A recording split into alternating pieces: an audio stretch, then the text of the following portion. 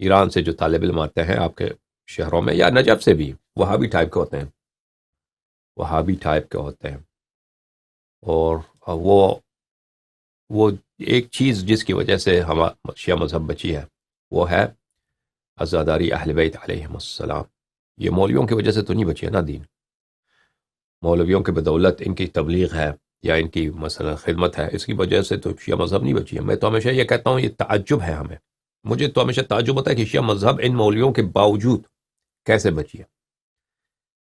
یہ ہمارے مولوی، ہمارے علماء، مراجع کرام سے لے کر چھوٹے طالب علم تک، جتنے بے دین، بدعقیدہ، وہابی ہیں، یہ ان کے ہوتے ہوئے یہ دین بچا کیسے ہے؟ تعجب تو یہ ہے نا. یہ عزیزو، یہ دین اس لیے بچا ہے کہ اللہ تعالیٰ نے شیعوں کو اہل بیت علیہ السلام کی تربت سے خلق کیا ہے. ٹھیک ہے نا. آپ مولویوں کی وجہ سے شیعہ نہیں ہوئے، آپ مولویوں کی وجہ سے شیعہ نہیں رہے.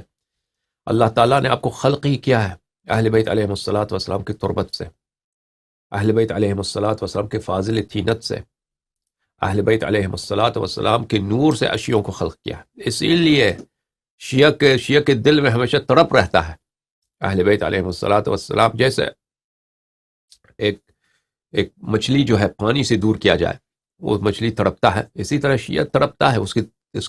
اس کے روح میں آتش ہے، اس کے دل میں آتش ہے کہ وہ مولا کے فضائل سنیں اور مولا کے اہل بیت طاہرین علیہ السلام کے دشمنوں کے متاعن سنیں. اس سے خوشی ہوتی ہے اس کو. اور ذکر اہل بیت علیہ السلام، اگر غم اہل بیت علیہ السلام کے ایام ہے تو اس غم میں روئے، اظہار غم کریں. یہ سب اپنے وجود میں آپ پاتے ہیں.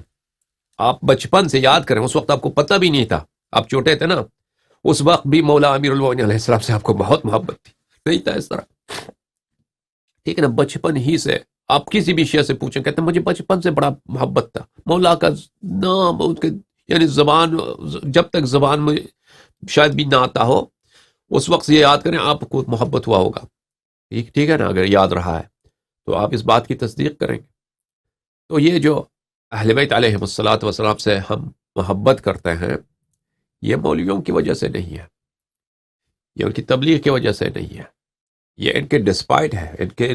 ان کے پورے تبلیغات کے باوجود شیعہ مذہب باقی ہے. اور اس کی وجہ یہی ہے، اس کی وجہ یہی ہے. سمجھ میں آ رہی ہے نا بات آپ کو، کہ اللہ نے آپ کو اس نور سے خلق کیا ہے جو اہل بیت علیہ السلام کا نور ہے. اور انشاءاللہ تبارک و تعالی یہ جس بدعقیدتی سے یہ باتیں کرتے ہیں، اس کا ریشہ میں معلوم ہے یہ کہاں سے آتا ہے. ابھی یہ ایام مقدس ہیں، ایام مقدس ہیں. میں ان خبیث لوگوں کا نام نہیں لیتا.